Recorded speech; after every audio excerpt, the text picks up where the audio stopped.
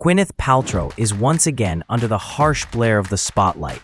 And this time, it's not for a red carpet look, a Goop product launch, or an Oscar-worthy performance, but for a controversy that refuses to die.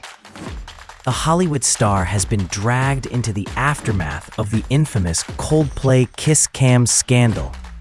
And her involvement has sparked a wave of outrage, emotional reactions, and renewed debate about celebrity privilege, public shaming, and who gets to laugh when real lives are affected. The saga began innocently enough, or so it seemed.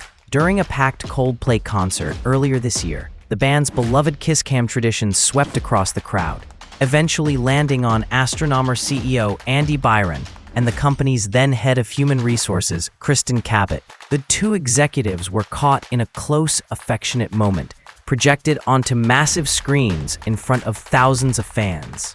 Within hours, the brief clip had exploded across social media platforms, racking up millions of views and sparking endless speculation, memes, and commentary. What might have been dismissed as a fleeting, awkward moment quickly escalated into a full-blown corporate and personal crisis. Both Byron and Cabot ultimately left their roles at Astronomer, and the internet christened the debacle Coldplay Gate. The scandal became a cautionary tale about privacy in the digital age, workplace ethics, and the brutal speed at which public opinion can turn. Just when it seemed the story might fade away, Gwyneth Paltrow entered the narrative and reignited the flames. In a surprising move, Astronomer released a tongue-in-cheek promotional video featuring Paltrow as a faux temporary spokesperson. With her signature cool composure, the actress delivered deadpan lines and subtle jokes that clearly alluded to the viral Kiss Cam moment. The ad was slick, self-aware, and unmistakably designed to turn controversy into comedy and clicks. Social media immediately lit up.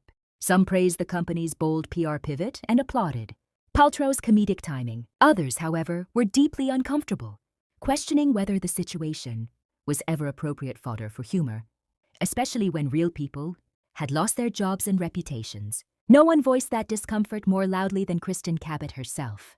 In a blistering response that quickly made headlines, the former HR executive condemned Paltrow's involvement, accusing her of exploiting another woman's misfortune for entertainment and profit. How dare she? Cabot reportedly said, expressing disbelief that someone who has long positioned herself as an advocate for women's empowerment would participate in what she viewed as public ridicule.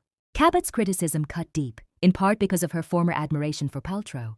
She revealed that she had once been a fan of Goop and of Paltrow's public messaging around mindfulness, empathy, and conscious living. Seeing the actress lean into a scandal that caused real emotional and professional damage, Cabot said, felt like a betrayal of those very values. According to her, the ad wasn't clever. It was cruel. The former executive also emphasized the gendered nature of the backlash, noting that women often bear the brunt of public shaming in viral scandals. While the internet may have treated the Kiss Cam moment as a joke, Cabot argued that the consequences were anything but funny. Lost careers, strained relationships, and intense online harassment linger long after the memes disappear. The controversy has since ballooned into a larger cultural debate. Critics of Paltrow argue that her immense wealth, fame, and insulation from consequences allow her to treat scandals lightly in ways that ordinary people cannot. To them, the ad is another example of Hollywood elites, trivializing the fallout faced by those without the same safety net. Supporters of Paltrow, however, see the situation differently.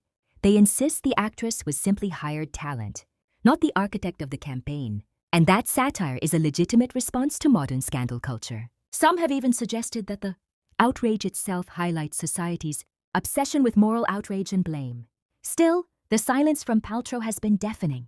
True to form, she has not publicly addressed Cabot's comments or apologized for her role in the ad.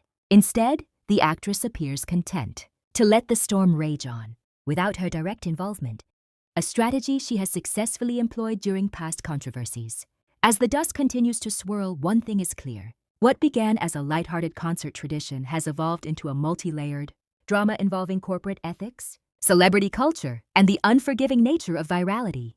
And for Gwyneth Paltrow, the episode serves as yet another reminder that even the most polished stars can find themselves accused of crossing an invisible line.